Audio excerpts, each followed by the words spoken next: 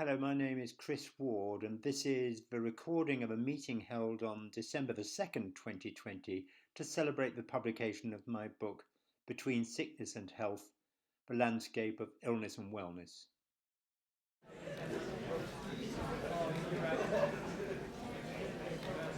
Let me introduce some of my dear friends who are going to help me and help us this evening. They are Kevin Harvey, Stella Davis, and Lawrence Weaver. I'm constantly having happy dialogues with each of these people. They've been my friends for a long time, and I've learned a heck of a lot from them. Kevin is Associate Professor in the Faculty of Arts at the University of Nottingham. He's a researcher, teacher, a writer. But from my point of view, what he mostly is a fantastic reader. He's a very close reader.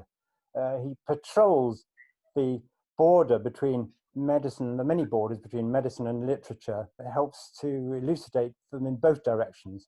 He's got a particular interest in dementia, and I very much recommend his Dementia Day by Day blog. Oh, I should say one more thing about Kevin. I met him on a train. We met on the way back from the latest Brexit march, actually. I won't say which side we were on, but we were both on that train. And he was reading a book which is called Intoxicated by My Illness by Anatole Broyard. And I was delighted to see that.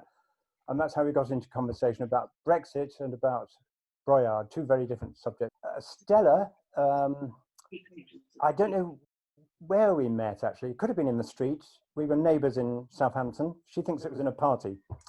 Babysitting. Stella is a poet whose most recent work is a poem in the New European, and it's a wonderful poem. Actually, it's a great combination of the personal and the political. But the two poems she's going to read tonight come from earlier collections, and when you hear them, I think you'll see why I'm always urging her to write more and publish more. Lawrence, I met not in the street and not in a train, but in a queue, because Ward and Weaver are very close to one another alphabetically, and when we were both students, medical students in Cambridge. A great influence on my thinking, and his ideas are scattered through the book, really. I would also, if I'm talking about influence, I'd like to mention that in this book, it's people I've worked with clinically, not to mention their patients, of course, who've been very, very important in pondering what illness and wellness might be. And I particularly think of Alison Smith, who is a specialist nurse in Derby, and she and I developed a form of practice together, really, that found its way into this book. And Helen James, another specialist nurse in the Huntington's field, made a big contribution too. And Lindsay McClellan, my prof in Southampton, would be another one I'd want to mention. As a way of getting our dialogue started, I'd just like to throw in a quote that expresses one of my book's central aims. I argue that illness, as opposed to disease, is an experience that involves the body and the mind, or if you like, the body and the soul together. So that distinctions between mental, physical, and psychosomatic illness are based on a fallacy. And I just want to give a plug for another book by a local author. This idea was expressed by Lucretius in BC 50. It was translated in 1650 by Lucy Hutchinson, Nottingham's best kept literary secret. So I just want to read just a little bit, which expresses this idea that illness spreads across the body and the mind. As sore toils and raging sicknesses the outward body oftentimes oppress, so bitter cares, fears, woes afflict the mind, which must in death too be a partner joined. Further, as bodies may be healed, we find medicines work cures on the distempered mind.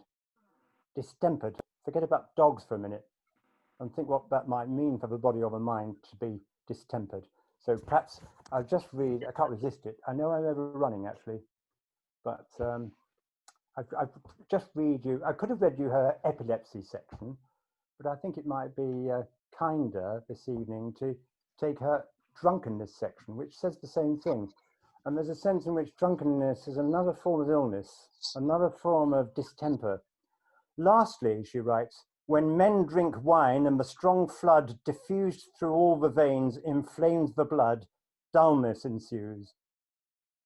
Their staggering thighs grow weak, their fancies float, their tongues can hardly speak. They weep, belch, quarrel, roar, and into all disorders, vanquished with liquor, fall. What can cause this but the strong power of wine, which even in the body doth incline the mind to these distempers? Now, whate'er may be disturbed, if strong forces there press on, and violent assaults renew, an utter dissolution will ensue. So now I'm going to hand over to Kevin. Yes, on the subject of dissolution. Thanks for that, Chris. Well, hello, everybody. If you haven't read Between Sickness and Health, and without wanting to get into some episode of log rolling, I do recommend it. It is a great book. It's the thing for me is that it's a very timely book. It challenges a lot of biomedical assumptions and precepts. It's pretty radical as well in its approach to health and illness. Deeply humane, so much so that I sleep with it. I have it underneath my pillow when I go to bed. It means a lot to me. It's one of the key things also is the breadth of reading. It's a very eclectic book. It draws upon sociology, psychology, literary studies, and it's a book that brings together so many perspectives in a very neat and insightful way. So I do commend it to the N9. Chris, we've spoken before. One question that I really think is a kind of important question to ask at this stage, really, and I obviously want to keep to time. There's so many questions I could ask you about this book. It's very, very, very rich. It's a very funny book as well, actually. It's quite revealing. It's a very personal book, I think. The question is, why did you write it? It's not a straightforward book, is it? It's not a straightforward academic textbook. It's many things, really. I think I started with a terrible impatience with the medical orthodoxies that I had to live with and live in. My first take on that was quite sociological. So I've always opposed medicalization, or worried about, not opposed, but worried about medicalization. So I took a rather sociological view, I think, to start with. I was exasperated with the way rehabilitation was such a marginal idea compared to the blood and guts section of medicine, how the meanings of people's impairments and predicaments took second place to their biology. But as I went on, I think I got more and more interested in trying to reformulate what it would be like to be recovering, what that would be about. So writing the book changed its purpose, I think. Yeah, and on the subject of recovery for you is your discussions around recovery is very interesting, and recovery means many things to different people and different standpoints. What's briefly your take on recovery? What does recovery mean to you? How does one recover, and what does it involve? Well, the mental health field has taken over the word recovery in quite a good way, in a very good way, actually. I mean, they want to take it over, and they've turned it into an almost technical term. I think it might have started with the Alcoholics Anonymous movement, actually. The idea of recovering. I'm a recovering alcoholic. But I want to try and bring it back into this broader field where alcoholism isn't on its own and mental illness isn't on its own, and where recovery is about bringing oneself to what one can be in the circumstances one is in, whatever those may be. So it's about being able to be what you can be. Do you think that healing comes into it, but it's bringing together the person to be whatever they. I'm beginning to see the American Marines have taken this over, this slogan, be all you can be. I don't think it's a good idea to be all you can be. I think you should recover some humane version of what you can be. Yeah. I suppose a lot of people, dare I say, the sort of commonsensical assumption is that recovery is going back to a prior state, isn't it? But that's certainly not the way that you see it. No, I don't. I don't, because I think you can recover in your last breath. I think you Mm, can gather yourself together in your very last breath as you die to be what you can be in that moment for other people and for yourself. So it's not about returning yeah. to the previous point. Do you think it's important, therefore, to sort of communicate your version of recovery? Do you think it should be more widely established and reflected on? I desperately do. I think medical education is totally distorted, very radically distorted, actually, in what it takes as its priorities. And Hmm. healing actually doesn't appear in the vocabulary of the medical establishment in any form, let alone in medical education. Yeah. Rehabilitation has been dumbed down to doing a few press ups or being wheeled around in a wheelchair 40 times or walking up and down stairs once. That's not rehabilitation in that true sense of recovering your mood. Yes. Yeah. I thought we'll come back to say a little bit more about healing later on, which is the sort of second part of the book. The first part of the book is mainly around illness, and that space between health and sickness. And then the second part of the book is about recovery, isn't it? One thing that I always want to ask of any author, really, who is this book aimed at? I mean, it's as I said at the start, it's such an eclectic book, many sort of threads to it, and I can see there are many sort of reader positions here. I mean, who's your target audience, and who would you like to see read it in particular? I mean, do you see it, for example, pitchforked into medical curricula? Would you like it to be read by trainee medics? I would love it to be read by trainee medics. When I was a medical student, I read Richard Asher, Talking Sense. I can't really emulate Richard Asher's wonderful dry humor and directness in my book. I think my book is more verges on the over academic from the point of view of what medical students Hmm. really need. So my problem is that I don't write really for an audience, and the publishers ask you, and I really only write it for some imaginary audience who's probably just me, which is why I never managed to get any successful grant applications, because I was always applying for my own idea of what I should do, not anybody else's. I But think I'd like to in say that terms of I'd like to say really the people in this room, and there are about 100 tickets. I don't know yeah, how many people are actually here, but 64. 64. It's wonderful. Ellie is just coming in. Wonderful. Ellie Ockley is just coming in. But the people in this room are probably the sort of people. They're people who read books and have illnesses. So anybody who hmm reads book and is inclined to have illnesses, or who's ever met anybody who had an illness, would be just the person to read this book. And anybody so who's teaching anybody else about illness, hopefully. yeah. So I mean, for want of a better conceptualization, is there an element of self-help in this book? I mean, what would a patient or someone who is experiencing illness or ill-being, as you call it, derive from this book? And what about medical educators? What about doctors, physicians? Harriet's giving me the clock here to look at, so that's better bear in mind, make my answer to that. Actually, it's completely put me off now. What was the question again? Yeah, sorry. What I think what can some patients derive from the book? Oh, yes, And the also, self-help thing.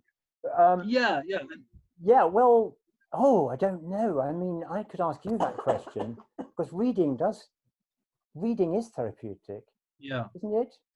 Do you think? It certainly is. I think one thing for me about the book is that I mean, it sounds like a cliche, but it broadens one's aesthetic and intellectual horizons. And I think the one thing that happens, I think, to a lot of us is that as we go through life, whether we're professional medics or patients or whatever we do, we become sort of potentially hardened in the way that we see the world and respond to the world. And I was reading a book by a a great author, American writer, who's a physician, Frank Hyler, who wrote a book called The Blood of Strangers and a recent one called White Heat. And he talks about his encounters with patients. There's this wonderful quote where he talks about witnessing a death in a cubicle and how this room contains this life. And it sort of came to him while writing about it, more so than actually experiencing it, significance of what had happened. And I just want to read a few lines here, very, very brief quotation, but it really struck me actually about the power of literature and the style of writing that you adopt in this book and the perspectives therein. He says, "If you're unlucky, the coldness of your own heart gathers strength as time passes and forces a certain clarity upon you. You become part of the indifferences.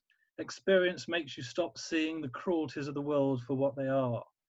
It's something that you must resist and something that you must remind yourself to resist." And I think, in a sense, your book does that, or at least encourages that to some extent, if you see what I mean. I think that I'd like to say that somehow writing the book for me was quite invigorating. It's a strange thing to say, it's invigorating to write a book about illness, but I was brought back to the aesthetic, as you say, in a way, not prettiness, aesthetic in the sense of seeking the good. Yes. There's beauty in this, not beauty, but what's the word? There's kind of nobility about the clinical encounter that's it's hard to notice at the time because you're too busy trying to do the right thing. So yes, I could say so much more, but I think the time being what the time is, maybe according to our clock, it would be time. You were going to, yeah. What is it time for us to do now? Oh, right. I think you wanted to. Shall I read a bit from the book? That's to read, yes, yeah. Because it moves to just on that aesthetic thing. Anatole Breillat is onto this, and I think you'll talk about that in a minute. And I think it sounds so self-indulgent to talk about anybody who's in the throes of depression or anybody who's throwing up with a G and V or something, and not going to take kindly to the idea that there's anything aesthetic to be found in illness, and there isn't in that way. But no. So but there is in another way. Anyway, I'll read this little bit, which takes us a little further into what the book has been trying to be, I think. And this section is just called What is it like to feel ill? It's just a little sample from the book, really. So what is it like to feel ill? My patients often offered me evocative phrases such as rushing in the head, heavy legs, stuffing knocked out of me, hollow inside. One woman told me, as I well remember, that her leg was anxious. Another man described a constant feeling of tension inside the body, indescribable, like strings pulling, sort of a pain. Phrases like these were useless from the point of view of diagnosing disease, but they were trying to tell me something about what illness was like. A person who feels metaphorically squashed, perhaps is squashed in an almost physical sense. So I'm reversing the way you sometimes interpret symptoms in terms of meaning. Someone who may shiver in fear, in a fever, someone may shiver in a fever, but also in fear, perhaps overdetermined. A headache may have a splitting quality that seems also to pull both the body and the mind apart. I've had that, a moment of desperate ambivalence in my mind over a crisis, and my head split. Perhaps I've often thought about people with chronic fatigue syndrome and ME, and when they speak of heavy legs, perhaps they are describing a bodily sensation, and perhaps they're also describing a less literal feeling of being weighed down. The most distinctive aspect of ill-being, as I call it, is a sense that I'm not myself. Even in a bad cold, we seem to lose the knack of being a normal self. Pain isn't always experienced as illness, but sometimes it is. And when it is, it makes you feel ill only if it erodes your normal sense of self. I'll leave it there, I think. Yeah, thank you. So for you, the essence of illness is not being yourself. I think that's the proposition, isn't it? Not being yourself. And but I just wondered what that means. And as Broyard mentions in his book, and maybe I might just read a couple of lines in response, in order to engender a response from you. That his take of illness is not contrary, but he talks about illness being actually being truly more yourself in a sense. And he writes, and again, I recommend this book for listeners. Anatole Broyard. A bit of context: he is a literary critic, and I think Chris and I came together over this book, didn't we? As you mentioned earlier on, it's a sort of a strong connection between the two of us. Very briefly, he says that being ill and dying is largely to a great degree a matter of style. My intention is to show people who are ill, and we will all be ill someday, that it's not the end of their world as they know it, that they can go on being themselves, perhaps even more so than before. And I wonder what you make of that. I mean, when you're ill, can you be more yourself when you're ill? It's a very arresting sentence. There's poetry in it, and so I wouldn't want to try and bore down to a bedrock, because I don't know that there is a bedrock there, but there's something being said there that's really important. There's an intensity about experience of illness, and I know from my patients that they will encounter the largest questions. They encounter them. They stand before the universe in a way. They're looking at, why me? Why this? What is this?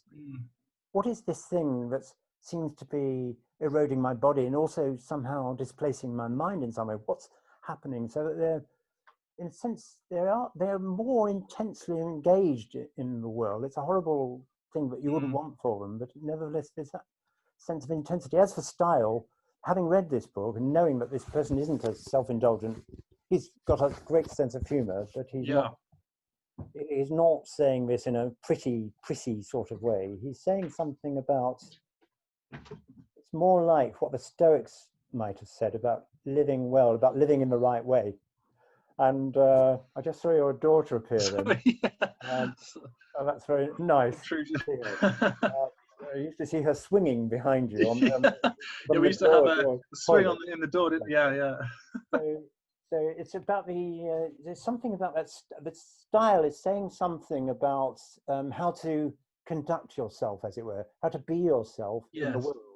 We talk about conduct, meaning sometimes behavior, other people's behavior, but how are we going to comport ourselves in relation to this illness is a profound question. That's what he means. Yeah.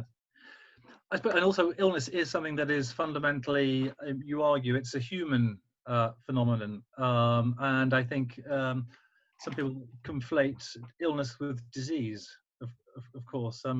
Yeah, we mustn't, we must drum that point home whenever we can. The video that's on the thing, which a lot of people seem to have seen my video, which is very nice, makes that point. I think we should halt here, Kevin, so that Stella can come in here.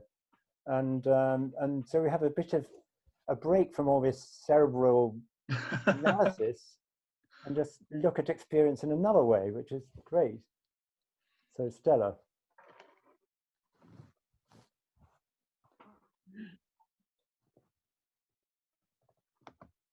She's muted. Are you muted, Stella? Wait a minute. She's all right. Have you got yourself unmuted? Yes, sorry. I'm unmuted. Is that right? Great. Thank you. You're on your way. All right? Yep. Right. Okay. Well, Chris, thank you for inviting me onto this book launch. It's it's an honour. Thank you. I'm going to read two poems which have to do with health and its reverses, and brushes with what I call the healing arts. You might call them. I don't know. I might. The first is called Heart Murmur. It's nothing, just a murmur. My amiable doctor, stethoscoped to my erratic noises, spares a smile, quite brisk and unperturbed. I button up, keeping the question. She's a busy woman. Once outside, under the late drift of copper light, I've time to ask myself, what does it murmur? What heartfelt utterances are these? Protests, vehemence, or murmurs of contentment? After all, I walk on grass still green, pass under oaks still standing, make happily for home. Does it murmur of unsuspected yearnings, or mutinous, sly, suggest an unexpected name? Or is it moaning of loss, things unassuaged? Or might these be the inarticulacies of rage? The sun drops down behind the artificial hill I climb. My heart, giving no hint that there exist subversive subtext to its steady pulse, pumps on predictably. I, conscious that this should be enough, walk on into the dusk, listening hard. I could tell that that is an early poem before I was in the business of giving public readings, because that phrase, subversive subtext, is not a good one to read aloud. However, that is that poem. The second poem has to do with my son, who was, when he was a very young man, had an accident climbing a gate when somewhat drunk, and wearing the very baggy trousers which the young used to sport. They don't seem to do that anymore, but great baggy, sort of dangling down things. And he climbed a gate in this state late at night, and it had iron spikes on the top. This is the outcome of that incident, and this is called gash. The last time I saw blood on your head, you were fresh from the womb and all but perfect with life. 19 years on, I stare at the peeling back from split fruit, white pith solid under the gaping rind. For the first time in all those years, I'm quite without resource. Helpless, I think distractedly or disinfected, hold together the sides of your elastic scalp, while blood and indefatigable scarlet boundless through my fingers. The ambulance is quick, young women for whom you coax a smile. In hospital, time slows, and while we wait, that steady brightness glowers again through the thick dressing, puddles in your ear. Then off you go, you and your great long lashes, admired by the nurses, on one side sticky red.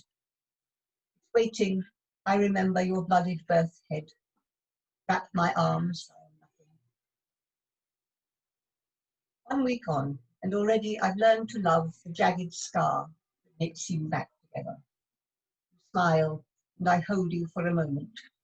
Imperfect, vivid, wonderfully warm. That's it. Lovely.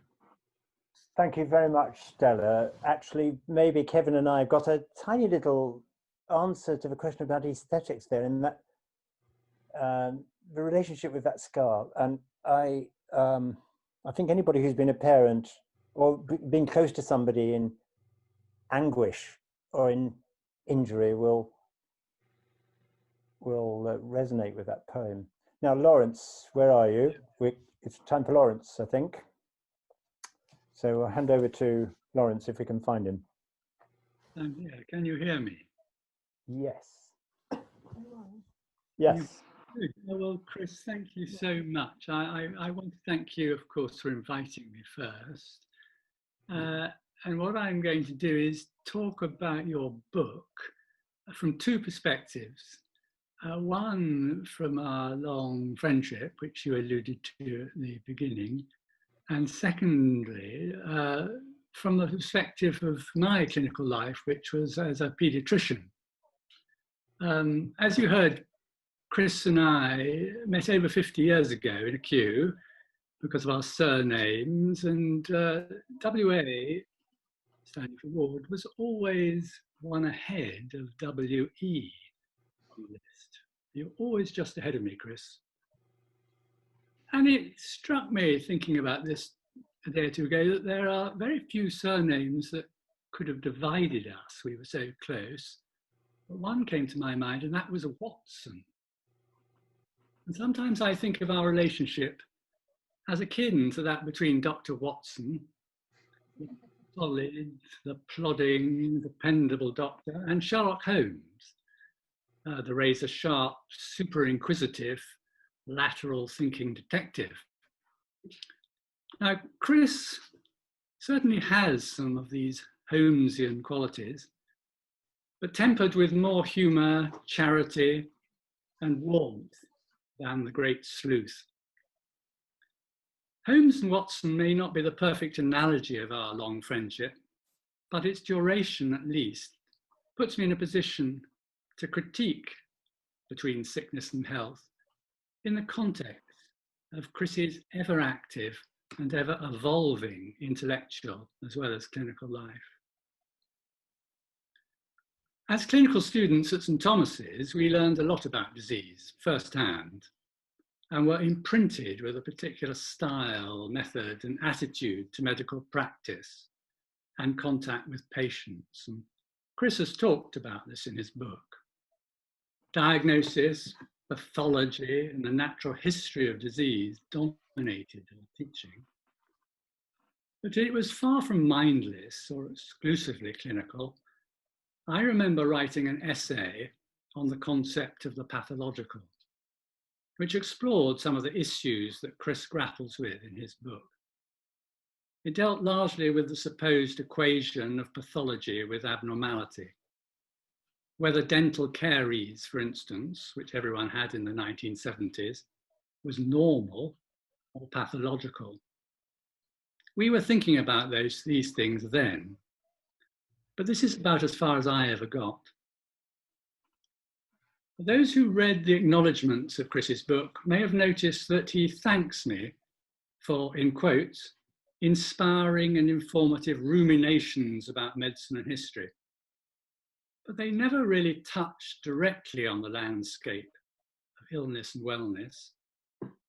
And much that he had to say in his book was a revelation to me. We had certainly ruminated on many medical matters, theoretically and historically, but not in relation to our personal, professional, clinical practices. So when I read Between Sickness and Health, I found it quite unexpected and quite original, very original. It was clearly the product of a career of looking after patients and thinking about what the experience of being ill meant to them, out of which has arisen this remarkable book. I was fascinated and a bit shocked. Why had I never before appreciated what Chris was saying in that book? I had the deep and finely argued insights into the landscape of illness and wellness through his examination of the difference between sickness and health escaped me. I wondered why. Well, Chris was a neurologist and I was a paediatrician. Perhaps there lay the answer. By the time most children came to see me as a paediatrician, they clearly had a disease. For babies and small children, mother was usually the spokesperson or voice for the child. Young children don't complain that they are unwell, unless they are and have a disease. They cry, they change colour, they go floppy, they have fits. And when they're all well again, they jump out of bed and run around. They don't block beds, they don't malinger, in the language of hospitals. It's not difficult to know when a small child is sick. Even if sometimes it takes a while to make a diagnosis. They don't pretend or experience the anguish and anxiety often attached to not feeling well that adults do.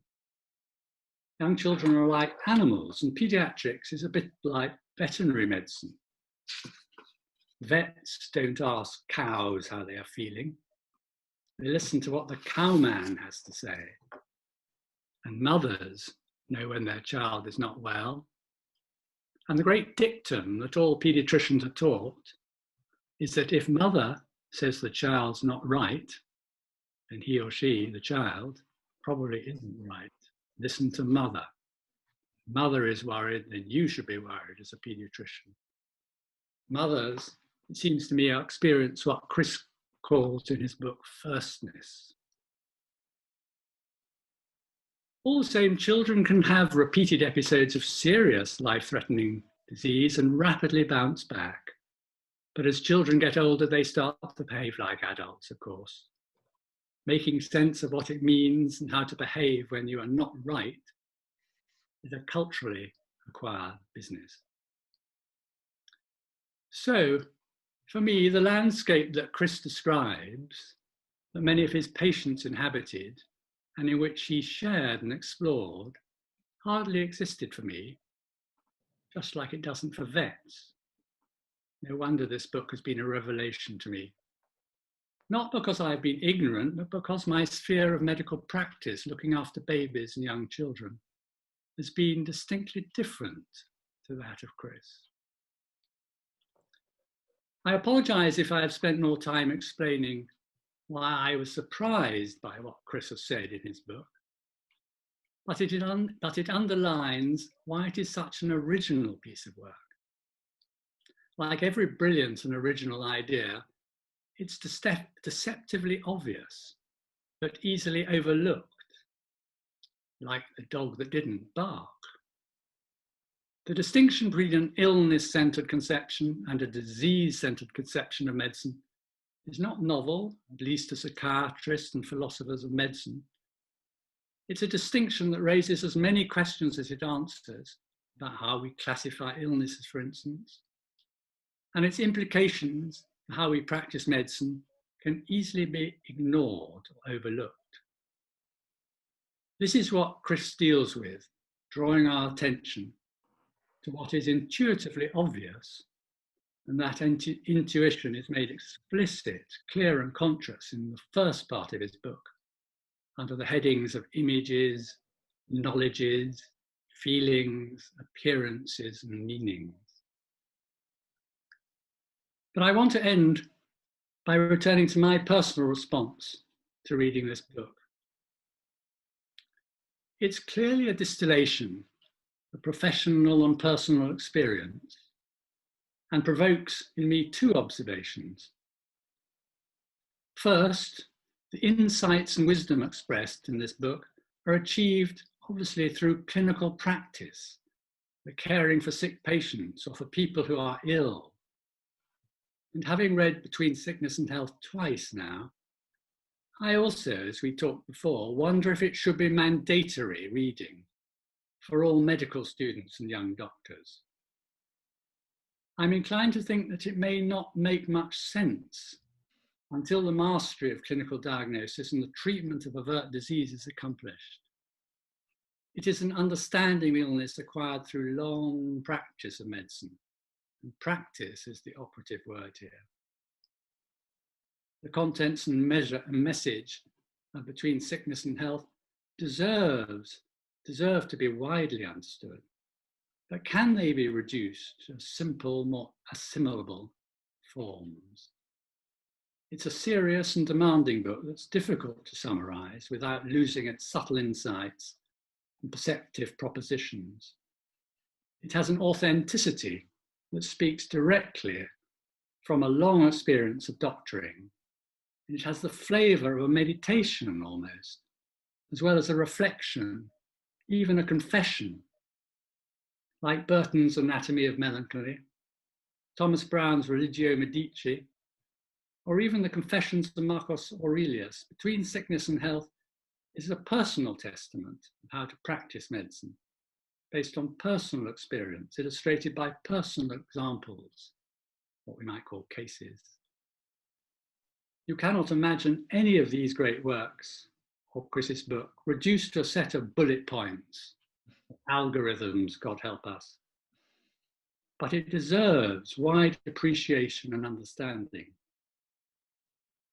I remember feeling at the time I passed the MRCP in my late 20s This was the critical exam and gateway on the pathway to consultanthood.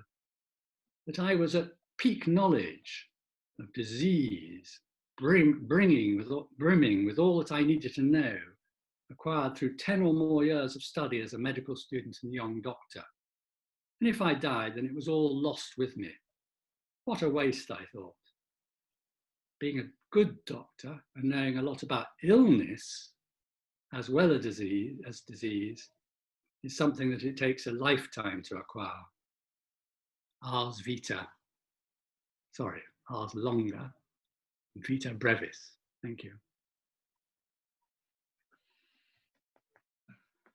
Thank you very much, Lawrence. That's a very interesting reflection, which I'm sure we will return to and ponder together, and I hope other people will as well. So now, what's supposed to happen now? I think I'm supposed to read a bit, so I'm going to read a little bit that will lead into a short discussion, a short further discussion about recovery. I'd really like to, in a way, respond to what you've been saying, Lawrence, but that could come in discussion, I think, couldn't it? Mm. So here's a bit called Healing and Recovery. I think of recovery as a process of orientation towards being better at all stages in a person's living and dying. Recovery suggests the same kind of autonomous process as healing.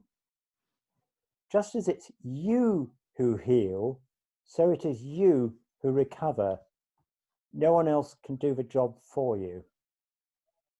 The idea of saving is deeply embedded in the language of healing.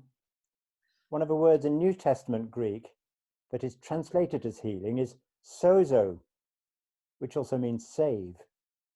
The body self, as I call it in the book, the embodied self, is saved simultaneously in both a physical and a spiritual sense through a restoration of its original integrity, its wholeness, its health. A surgeon who debrides gangrenous tissue can save a limb that would otherwise have to be amputated, just as someone in a diabetic coma can be saved from biochemical chaos by insulin. Following a stroke, a woman I'll call Gwyneth was told by well-meaning therapists that she would never walk again. She left the ward in a wheelchair. 6 months later, her husband brought her back in triumph. She could now take a few very effortful steps. Her walking was not much use from a functional point of view, but she had achieved a symbolic goal, which was to, quote, get back on my feet. This was not cure, but it was healing or salvation of a kind. So I'll leave it there, and Kevin. Yeah, thanks for that, Chris. I think I might say that you see healing in terms of being an intransitive process. Yeah. And one thing that comes out in the book, and I think it's a really pivotal moment, is, and I completely agree with you. I'd just like you to expand on this a little bit, but I think it really gets to the heart to some extent of what you're saying about recovery and healing.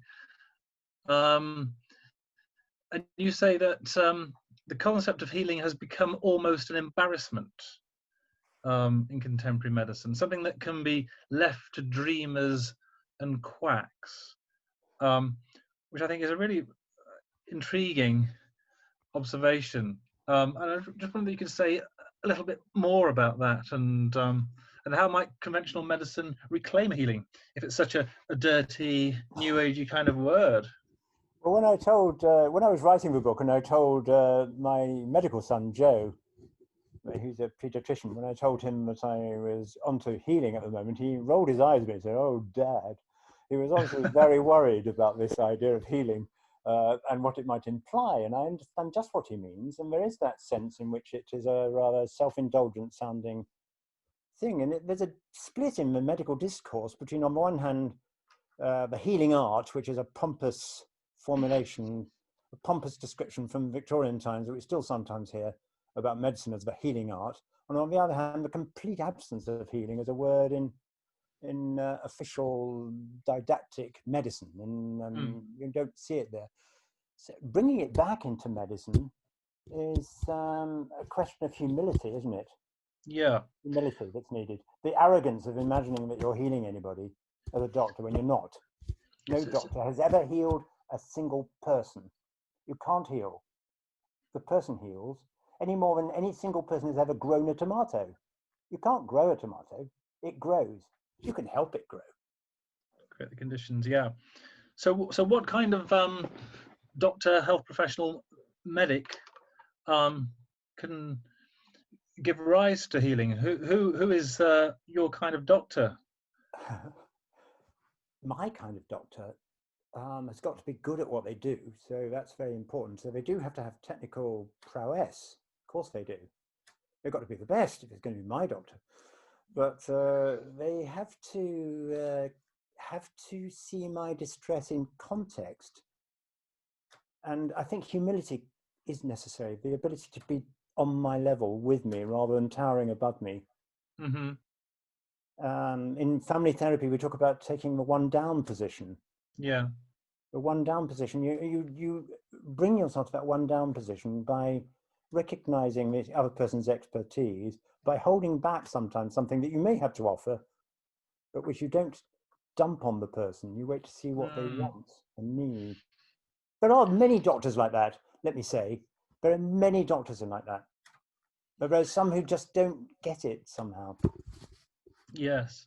I think we discussed before, haven't we, how sometimes we have patients who present with, shall we say, a range of problems that can't be identified easily, straightforwardly, and yet there is a sort of, shall we say, pressure or tendency to aim towards, to steer towards some disease model, or to look for the disease that may not be there, partly because of the structural constraints of contemporary medicine, the short amount of time that doctors have with patients, and so on and so forth.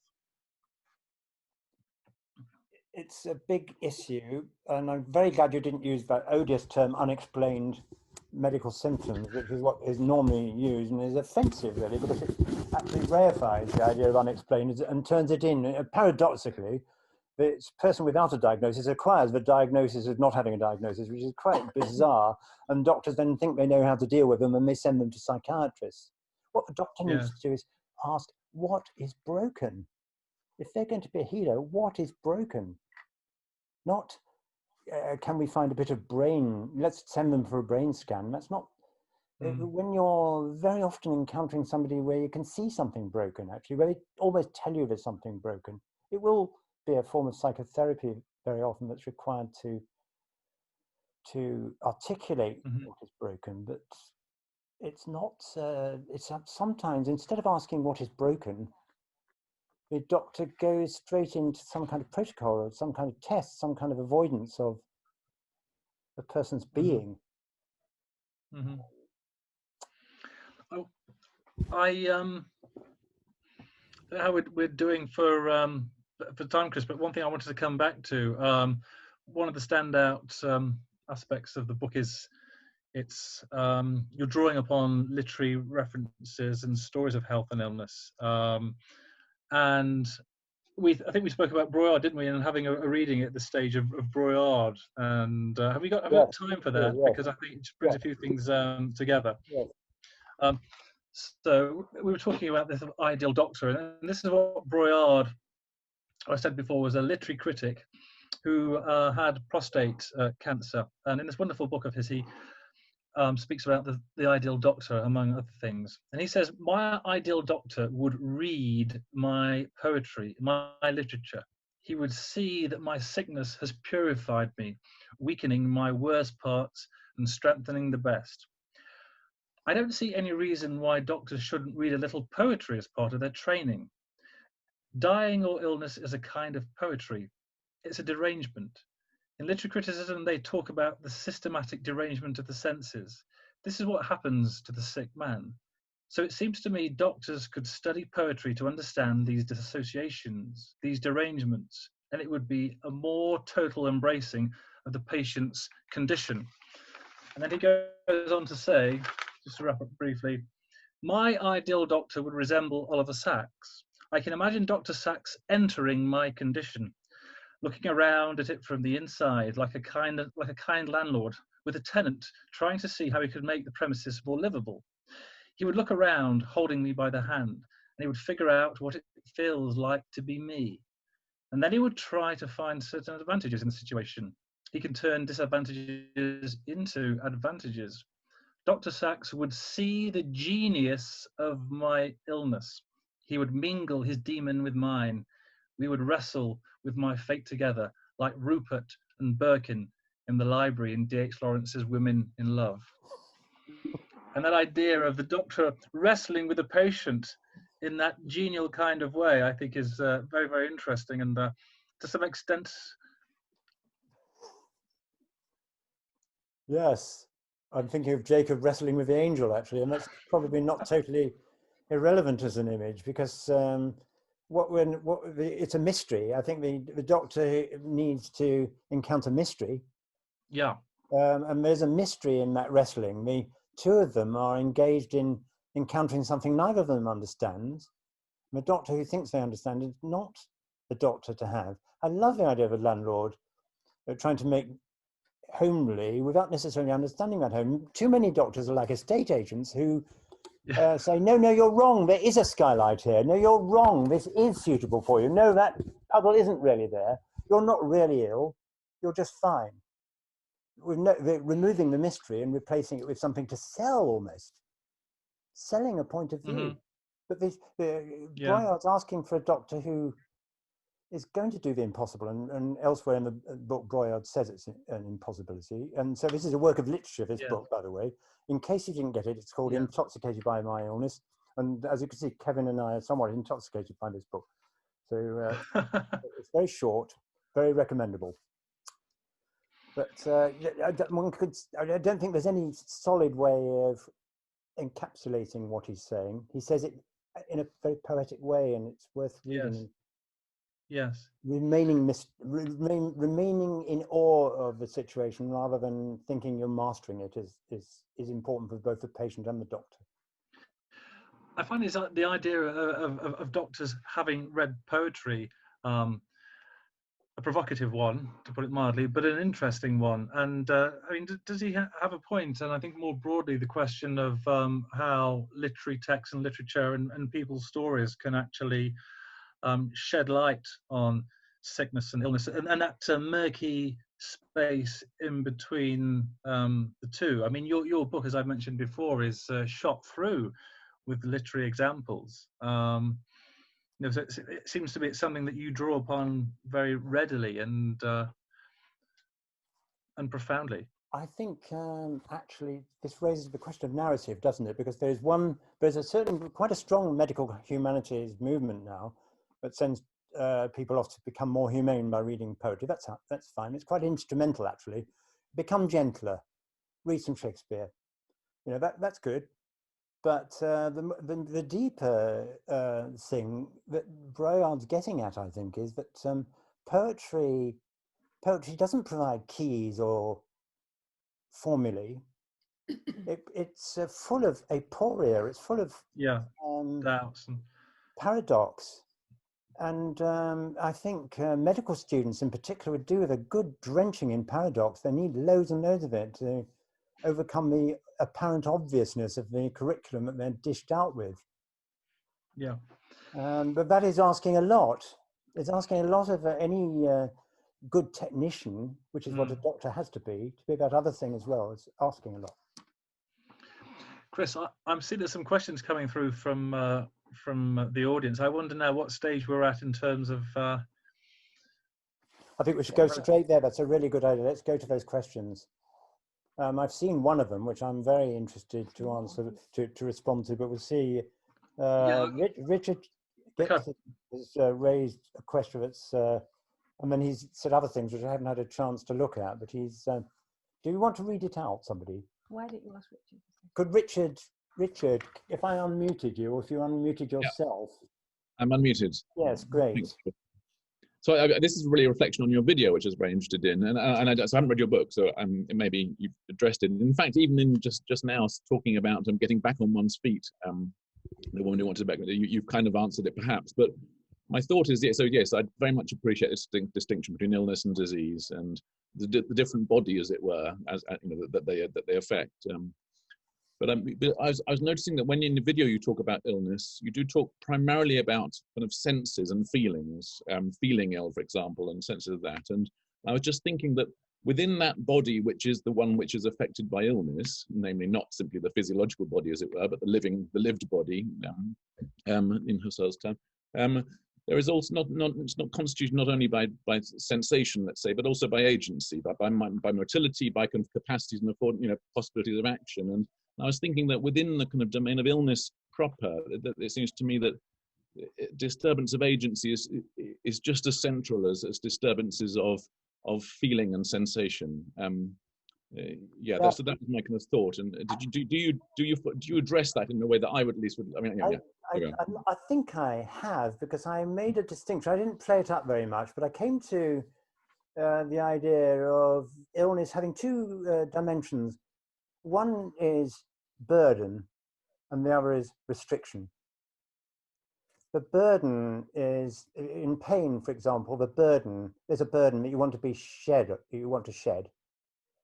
the same time, there's a diminishment, a restriction, a contraction of what you can be, to the point where you're nothing but your body. You're nothing but, and so agency ties into that. It's the feeling that you can't be yourself in that willed sense, as you say, that I was wanting to get to. So yes, I've always been interested in autonomy as an idea. And by the way, since I've written the book, I've started to think that coming back to health actually is a relational issue.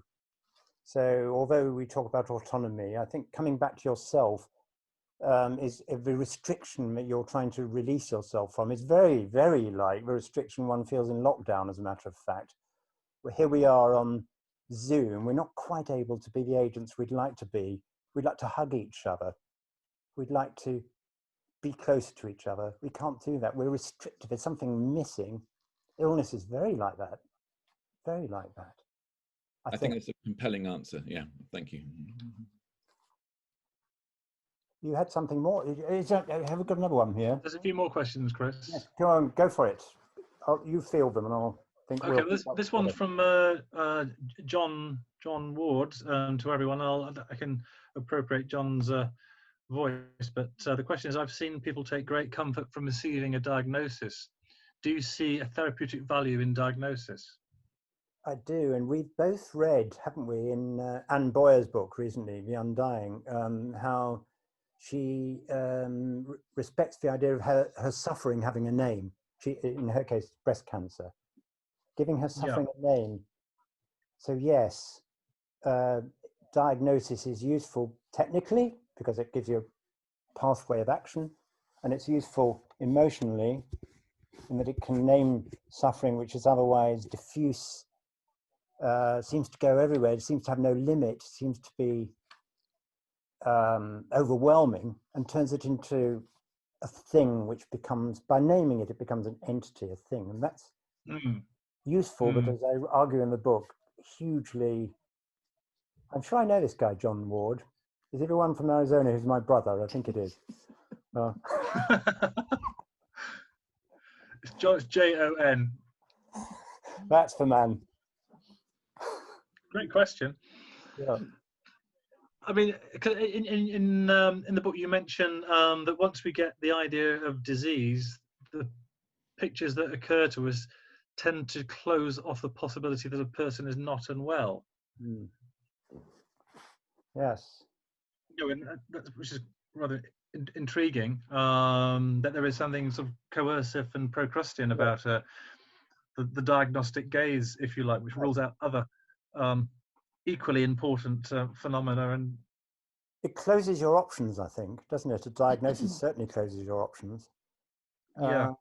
Once you've got it, you have got to get rid of it. It becomes you in a certain sense. So other ways of formulating yourself disappear into the background. If your doctor's told you you've got Glubbin's disease, then you've got Glubbin's disease, and so you no longer can be the person who's just unhappy or sad or worried or frightened or confused or. I think there's an analogy there. Can I mention something in this respect that I've only just come across? It's really interesting. Health and disease as a dichotomy goes all the way back to Aristotle. According to Aristotle, there was no third term. There was health and there was disease. It's like odd numbers and even numbers. So there's no, if you either have health or you have disease, diagnosis would assign you to category D for disease. Now, Galen, the ancient physician, came up with the idea of, he contested Aristotle, which was quite brave of him at the time, actually, in AD something, 100 and something, and talked about neutrum or neutralitas, the neither well nor ill, the neither sick nor well, and created an image of a plurality of states. In his case, he thought there might be illness in one arm and wellness in the other arm and so on. We might not like that, but it's an interesting complication for anybody who's an enthusiast for diagnosis to think like that. And Chris, there's a sort of a follow-up question that really from someone, Xavier writes, this aspect of the diagnosis is very controversial. Some doctors think that, for example, in chronic fatigue syndrome, better is not to have a diagnosis because they say this could be worse for the patient. I'm not sure I agree with that. That's the. Hello, Xavier, all the way from Barcelona. Thank you for being here. I know that there is an arrogance actually in doctors who say, well, I'm not sure whether to give this person a diagnosis. I don't know whether it will help them or not. Will it be useful for them? There's something very arrogant and disempowering for the patient in the idea that they're going to be told something if it's beneficial. They're going to be named as something that might be beneficial and not if it's not beneficial. There's something very concerning about that. And I've no easy answer to that because I wouldn't want to fall into that too much. But I suppose it's partly it's what the person asks for. I think many of the better clinicians would say this, many GPs will say this, that some people need a diagnosis for very good reasons, both psychological and physical, actually. Other people need to not have it and will want to hold it away. And it's the job of a good clinician to notice when a person doesn't want to be labelled, just as much as it is to be labelled. But of course, it's very hard to say, right now, I could give you this label or I could not give you this label. Which would you like? Is hardly an easy position for a physician to be in. And the other answer to that question, Xavier, is that you can be drawn in that debate into a kind of very essentialist attitude to what chronic fatigue syndrome or indeed cancer or indeed depression or anything else are. When you're drawn to the political stage to contest the right to have or to not have those labels, you're always thinking in a very essentialist way about what that thing is that you're supposed to be having a label for, and that's why you have your right to it. But of course, what we should have is the right to clear language, the right to language that's appropriate to the reality that the person is in. And chronic fatigue syndrome is only one language for one kind of way of seeing a situation. Thank you, Chris. Quite a few more questions coming in. I'm just, I want to give everyone an airing. This is wonderful. I'm glad we got all these questions. It's great. Yeah. From Dean, in mental health, there has been a movement called Recovery, which is based on working with people's lived experience and focus on strengths using peer support workers with lived experience. It's a counterpoint to a medical model. Not a question there, but a sort of observation. Yeah, I think it's very important, and I'm very aware of that movement, and I think it's absolutely, it's a breath of fresh air. It was a huge breath of fresh air the mental health field, and it's become a movement. And it wants to not be medicalized, and it wants to. The only quarrel I have with it is that it seems to imagine that mental health domain needs to have a boundary around it, and must keep itself away from physical health. Well, that's right if you want to stay away from medicalization and big pharma and so on. But it's actually possible, I'm arguing in my book, to have your cake and eat it, as it were, to stay away from oppressive medicalization, but to allow the body and the mind to live together and think about illness together, so that recovery could be just as applicable, the same in any domain where somebody says that they're ill. Yes. Wonderful. Thanks. More questions. Is part of the current, this is from Joe, is part of the current mismatch between doctors and patients is that we are teaching doctors to make sense, and only with language and power of medical diagnosis. Listening, making sense with a patient, their life context, etc., isn't facilitated. Sometimes we can limit, restrict expectation, and increase disability. Say that last bit again. Sometimes we can limit, restrict expectation, and increase disability. So I think that's part of the prior sentence. So listening, making sense with a patient, their life context, etc., isn't facilitated by the sort of the medical diagnosis approach.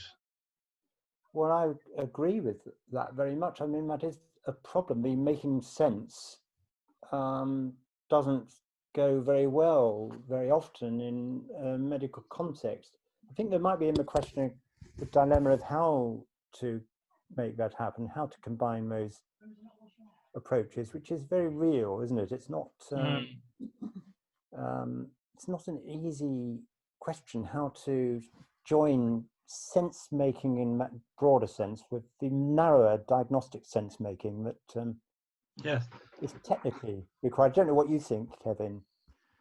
Well, I'm also, how many, because there's quite a few more questions, Chris, and there's some really good questions coming in as well, and there's something about narrative which I'd like to ask, if I may. This is from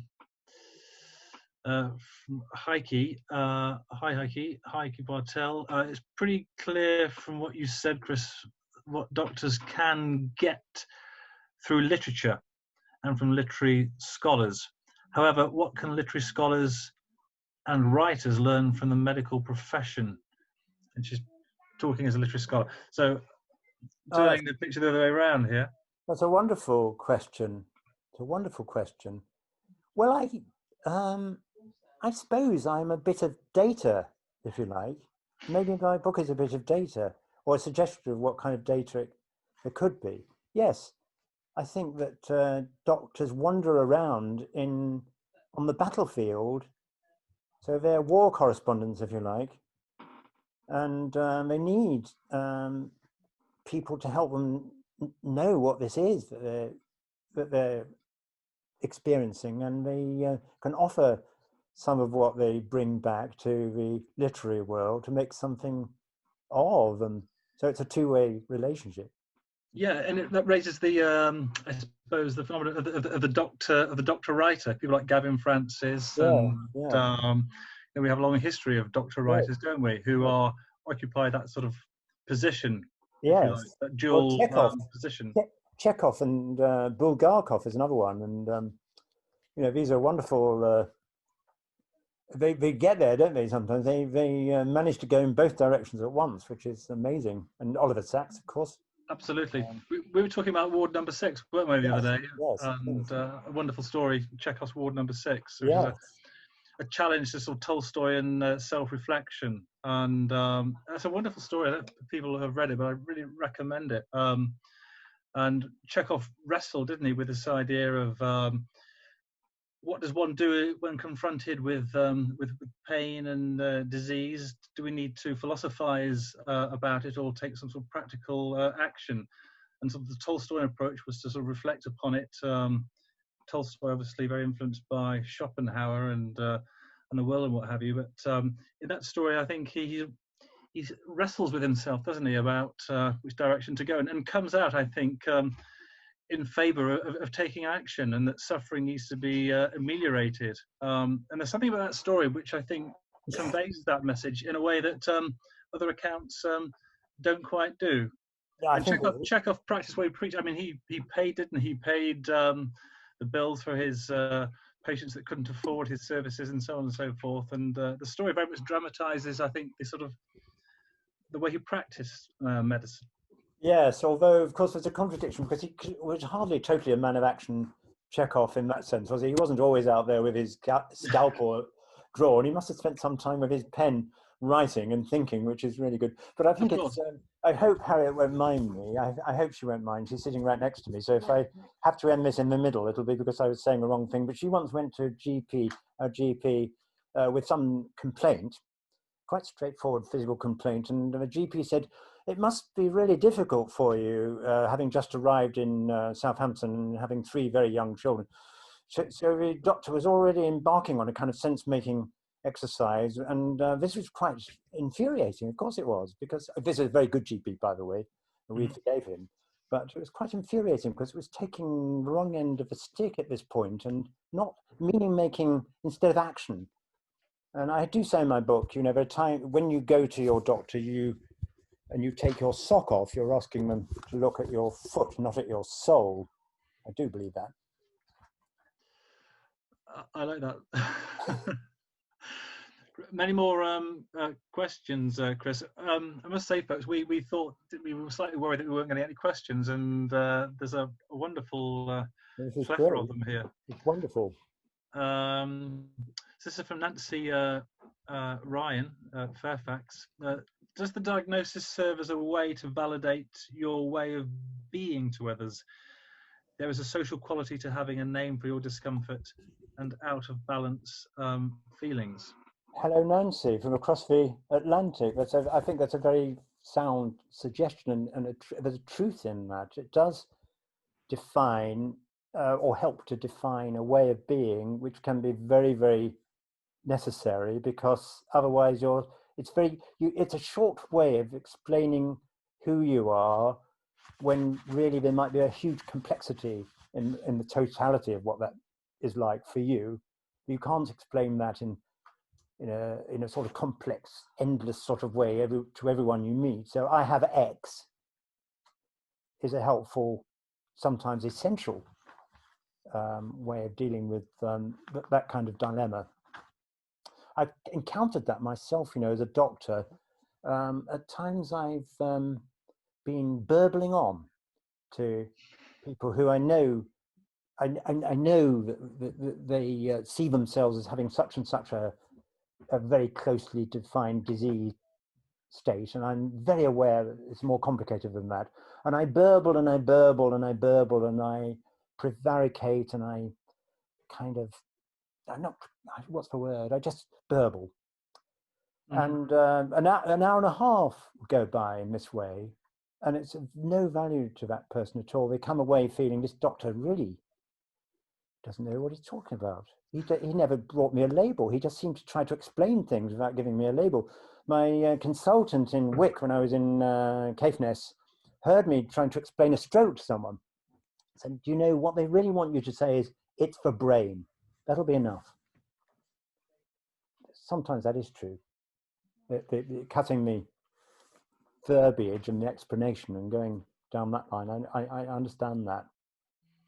I often think that disease sort of labels, on the one hand, they remind me in a sense of sort of metaphors, in the sense that any metaphor will foreground certain entities, and yet elide certain others. And I think, for example, of the common war metaphor, particularly in, say, depression. You know, the war and depression, you've got to fight, and dementia in particular, you've got to fight dementia and the war against dementia, which on the one hand is sort of maybe potentiating for some, but also it elides possibility that people can actually manage and live well with syndromes like dementia, particularly in the early stages. And so I feel that there's a sort of analogy with metaphors and disease labels in the way that they obscure on the one hand Yeah, and yeah. foreground on the In a other. way, in respect of Nancy's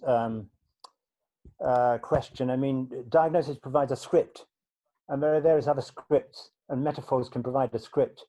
And that script could be a bit of a tyranny, can't it? If you're supposed to be Yeah, wonderfully heroic all the time. Everybody who has leukemia is a hero. I don't yeah, understand, but they're always supposed to be a hero. They're always battling. And on your deathbed, you're always battling for life. Why? Not everybody's battling for life. Perhaps Winston Churchill wasn't battling. Perhaps he was hoping he was going to be out fairly soon. But it's always presented, you know, the headlines go, he battles on. that's right. And we've had that very frequently, haven't we, with COVID? You know, you have Yeah. to wrestle the monster to the ground. Yeah.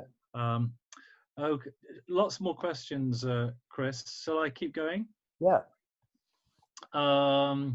So, Palab, our tendency to measure the extent of our maladies intrigues me. Is there anything on that issue in the book? Just wondering. On measuring.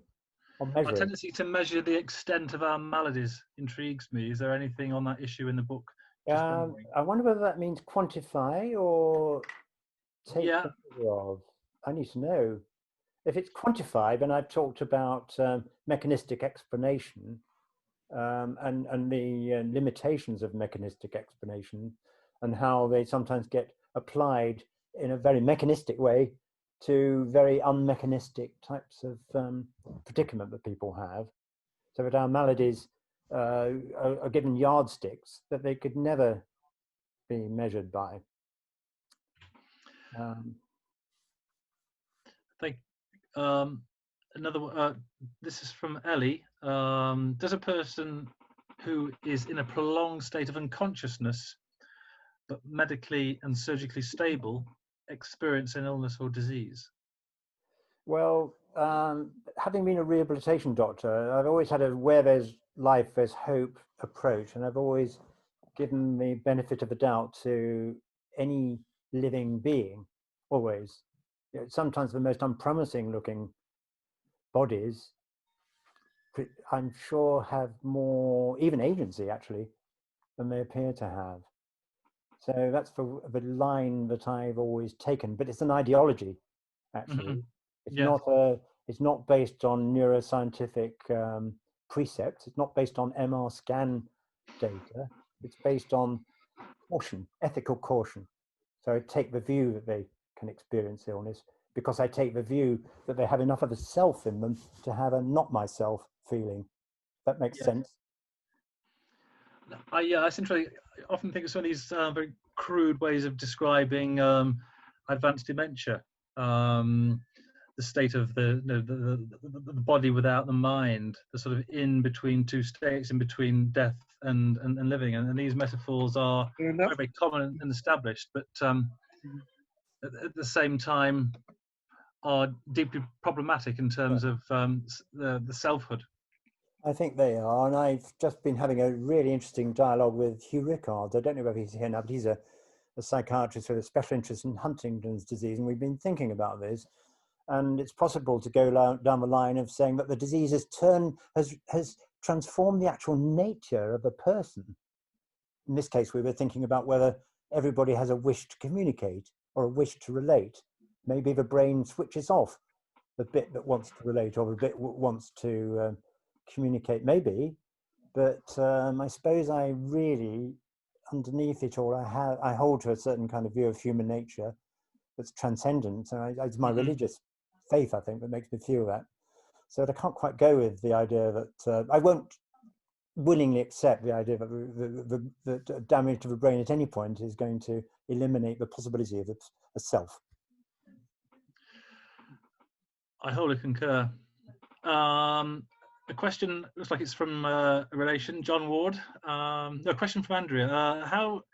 John Ward, how do you see the pandemic? It seems to be a collective illness, not just an individual affliction. Oh, I think I entirely agree with you, actually. And in fact, even in Lucretius, you can find this idea. And it was a civil war going on at that time across the Roman system. The distempers, and of course, Lucy Hutchinson was writing in the English Civil War, British Civil War. So no, I think there's not an analogy so much as a homology between the distempers of America and the world and Britain and the distempers of one's body. That's a very primitive idea, because in Renaissance, the Renaissance worldview would see correspondences. They would see yourself as a little micro version of the cosmos, from Yes. top to bottom. And I'm almost echoing that. That sounds a little bit mystical, but in COVID, you're restricted. Your agency is restricted. You aren't quite yourself. You can't be yourself in a full sense, and that is a version of suffering that some people are having. Mm-hmm. It's of the same stuff in a way as the version that happens in illness. I don't want to get into the idea that there's a sort of trap here, some kind of syllogism here, isn't it? The fact that illness makes you not yourself doesn't mean every kind of time when you're not yourself, you're ill. I wouldn't want to think that. Yep, exactly. I remember reading some of that, what Broyard said, that Andrew Motion, the former poet laureate, said that for him, illness was a state of being himself much more poetically, and to reproduce that effect when he wasn't ill, to get back to his core poetic self, he would drink Lemsip. To try and remind himself. To try and take him back to a state of ill-being. Long That's question fascinating. here. That is fascinating, because of course there's been quite a lot of writers who've written out of their illnesses in very profoundly creative ways. Alphonse Daudet, that I mentioned in the book, there's a wonderful little translation of his by Julian Barnes of his book about his syphilis, as a matter of fact, but it's about pain. And boy, the writing there is quite extraordinary. Yeah. I think the French version's called Doulou. I can't remember what the... Yeah, you'll find it. Incredibly vivid, isn't it? Nice, long question here from Evan. I like your offhand description of medical humanities as sending doctors off to read poetry, which I think speaks to the incompleteness of it as a project. I think your book stands in the best tradition of medical humanities, not in that you simply ruminate on medicine in a literary fashion, but rather bring the resources of literature, narrative, and philosophy to bear on the experience of illness. There's a view of the humanities itself as an ill-fated attempt to humanize society after the huge rationalization, quantification, and categorization inherent after the onset of capitalism. But that this is always, to some extent, a naive attempt to return to Eden after the fall. That there is no way back, only forward. In the light of this, what might the implications be in terms of a transformation of the health system and society's approach to health, based on the centering a subjective experience of illness as vital to healing? My gosh, that's a wonderful question. There's so many ways that could go. I'm very conscious that it's just about to be 7:30, and I've got a lot of the people here are my friends, and they're really only here still because they don't want to hurt my feelings. I'm going up saying so and so is leaving. That's the only reason they're really desperate to go. They may have actually gone, and they may have just left their computers on. So I'm worried about that. What can I say? I mean, it's very good. Well, I thought that. Thank you for what you said about humanities. I mean, that's you're right. A rich humanities, a proper humanities, is something that's going to transcend all disciplines. It isn't just medical humanities. It goes everywhere, and isn't just a therapy for doctors or a nostrum for doctors. It's more fundamental. It's transformational, because we believe in literature and art and feeling, if you like, or reflection as transformative things, don't we? Yes, yeah. I mean, we spoke, didn't we, I think a few days ago, about your observations in the book about rest and being active in hospitals, and hospitals being not conducive in any way to recovery, and the layout of hospitals, contemporary hospitals, and the sort of commercialization of the medical landscape in architecture. I mean, you walk through the Cruse Medical Centre and you could be walking through the Broadmarsh Centre. Yeah, so there's the capitalism. I think this is exactly where we're going to stop on that rather sad. It's absolutely true that we now have leisure centres. You said that, I think, in our conversation on a leisure centre. So a hospital gets to look like a leisure centre. It hurt my feelings, actually, when Southampton General Hospital started to install its material changes in its stores and shops. When that first became possible in the middle of the Thatcher era, it was a terrible time. And the arrival of all this fascia at the front, this stuff, including, I might say, a funeral arrangement place very close to the entrance to the hospital at that time, a commercial outlet. There was a cemetery just across the road. I was appalled, and I thought, if I was being wheeled in a mortal state of fear and dread, what would this say to me? What kind of world would it be that I was trying to save myself for? I might even say to myself, if that's the way things are going, I think I'd rather just call it a day. On that sad note, I think we probably ought to call it a day so that my loyal friends can sign off without feeling that they've not done their proper, stuff.